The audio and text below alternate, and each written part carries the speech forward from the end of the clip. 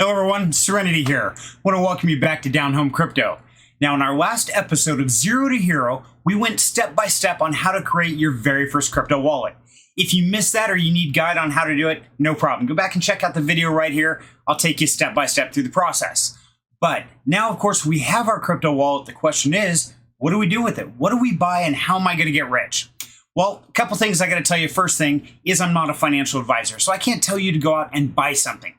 But what I can do instead is I can show you what to look for when you're researching these cryptocurrencies. Because we've all seen it in the news. If you buy the Shiba Inu, you're going to be a millionaire in a year. All these different things. But we have to really assess the information, but also look behind the curtain and find out what's going on in these crypto worlds to see if they're really viable or not. But one thing I really want to teach you is don't go in just buying a cryptocurrency thinking that's all you're buying. There's so much more behind the scenes, and that's what I really want to shine the light on here so you know what you're getting into. And that's going to help you make a very informed decision on where you think is the best place to invest moving forward. Now, about this time, you're probably asking me, hey, what do you mean? I simply buy a token, the price goes up, I sell it, I make money, right? Really simple. Well, it is that simple, but we have to understand, is the price of the token going to go up? And that's where we have to understand the technology behind the cryptocurrency that we're investing in. Because without that understanding, we don't really know if that token is going to go up or down, if it has a use case, or if it's just a meme coin that is out there and it's just popular at this particular moment in time because people say it is. Now, there are a few different things I want to share with you in this episode when you're looking at cryptocurrencies. The first thing we've got to look at is the pattern of the market. Now, the market goes through a cycle about every 4 years. A lot of people theorize that that has to do with the halvings that occur on the Bitcoin. Every 4 years, there's a new halving. And that's kind of set this whole wave pattern that occurs. But every time the wave spikes up, it always sets a new all-time high. So let's go look at that first.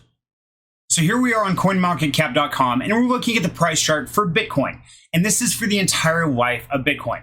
To make this a little easier, first of all, we're going to zoom in on this chart. Then I'm going to spread it out, because right now the patterns may not be really obvious. So what I want to do is stretch out this chart a little bit. So we're only looking at about a year at a time. Now, if we look currently, we're setting about $29,000, which is down from its all-time high of $65,000. Okay, so right now people are saying, oh, crypto's going to die. It's going to die. It's the end of the world. What are we going to do? But I want you to notice something as we start to scroll back in time just a little bit. So the last all-time high was back on November 14th of 2021. So we're talking a little over 2 years ago. But if we scroll back, we notice that as that all-time high slides off the screen, the chart raises up to show the previous all-time high, and it happened to be right here in 2017. And that all-time high was at $17,760. And from that all-time high of $17,000, the price dipped all the way down here to right about $3,600. So I'm sure about that point in time, people were like we are today saying, crypto's dying, there's no reason to get into it.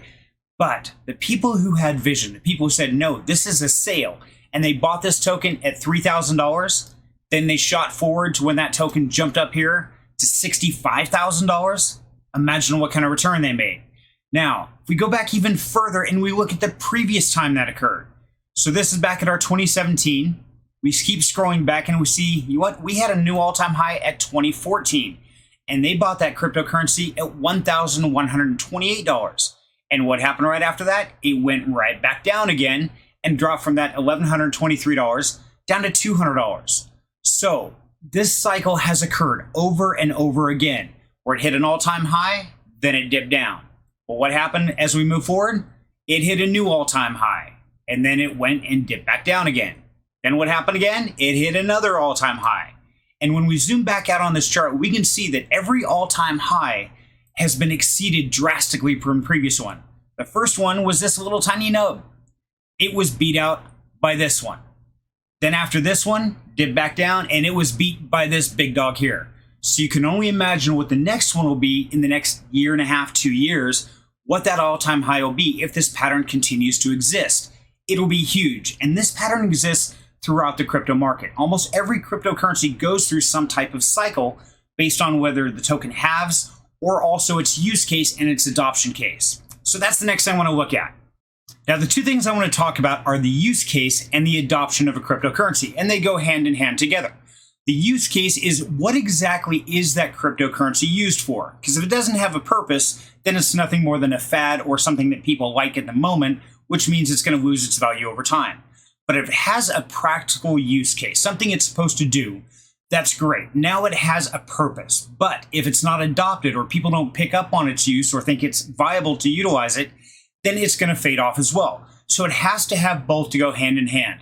I'm going to pull up two popular ones just to take a look at these and show you exactly what I'm talking about. So the first one of these tokens I want to look at is the Shiba Inu. Now we've all heard about this on the news, and honestly, it's like the poor man's fantasy in my book, because you can get so many of them so cheap. Right now, they're going for $0.00001113 per token. Okay, so for $100, you can get a whole bunch of tokens. And the fantasy is that these will go up to $1 per token and we'll all be millionaires. We'll live happily ever after, right? But something I want you to pay special attention to on the screen. If you look right down here, it says the fully diluted market cap is currently $6.5 billion in Shiba Inu, and it's only got it to this price here. So the fantasy is that we buy a bunch really cheap, they go to $1, and we're all millionaires. Well, what would it take to get this token up to $1 per token value? Would you believe $589 trillion to bring Shiba Inu to $1? Yeah, that seems a little excessive and really unrealistic in a lot of ways. But that's just one aspect of this particular token. The other part of it is the use case. So what exactly is Shiba Inu used for? And if I were to buy some, where can I go out and spend it? Let's take a look at that real quick. So a quick Google search shows me that there are 10 places that will accept Shiba Inu as payment in 2023. Number 1 is Whole Foods. Number 2, GameStop. Number 3, Nordstrom. 4 is Petco. 5 is American Cancer Society. 6 is Hostkey. 7, AppMex. 8 is Sling. 9 is David SW. And 10 is Jamasha. Okay, so there are some use cases. Are they really big? Are they super huge? Not really. Now, if somebody like Amazon or Facebook or Twitter took on this as a payment method or something, yes, it could definitely boost it drastically. Will it take it to that $1 fantasy level? I don't see it happening. I just don't think it can. So I have to ask myself, is this a good investment for me? And if so, what do I want to risk on it? Is it a fad or is it a good solid investment? That I'm going to leave up to you. Now, the next one I want to talk about is something that you've also probably seen in the news and in social media, but probably not in the best of lights, because they've been in a lawsuit for over 2 years now against the SEC. But that lawsuit's about to come to an end. But I thought this was a great time to introduce this just to see the true difference between two completely different currencies. So this is the XRP, or the Ripple network.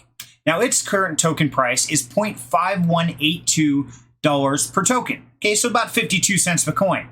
Its fully diluted market cap is of $51.8 billion. So almost 10 times what Shiba Inu was. But as you notice, the price has a drastic difference from what Shiba Inu looked like. Interesting. Okay, now let's take a look at the use case. We saw what Shiba Inu was used for and the stores that would accept it. What exactly is Ripple Network good for? Let's go find out.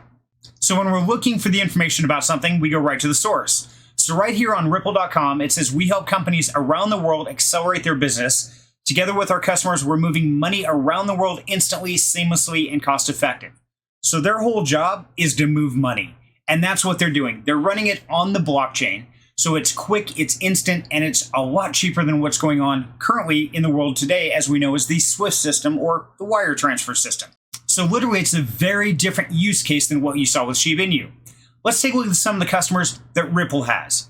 So scrolling down here, we see the customers are like Bank of America, Saab, Mulder. All these banking and financial institutions around the world are utilizing the Ripple network to move monies from one country to another, from one account to another, in a very fast, very inexpensive manner. So one of the things Ripple Network was designed for was to replace the SWIFT system. Now, if you don't know what the SWIFT system is, that's basically your wire transfer. If you were to send money from here in America over to England, you'd probably go to the bank, fill out a form, give them the money you're sending, plus whatever percentage on top of that, wait 7 to 10 days, and it might show up. Okay, that's the SWIFT system currently. But the new system that Ripple Network is bringing out is looking to replace that entire network. What exactly does that mean for what this cryptocurrency could go to potentially? So if we go and check the stats, the SWIFT payment system is currently operating at about $150 trillion a year being moved back and forth on the SWIFT system.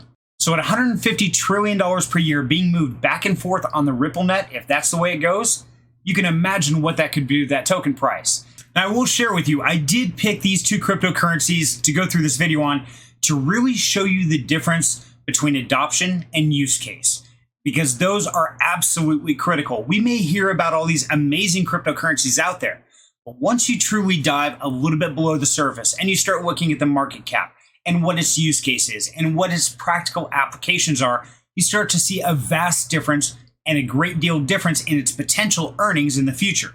So whenever you hear about the next crypto, do your due diligence. Go out, do a little bit of research before you just decide to grab what Bob at the water cooler told you to buy.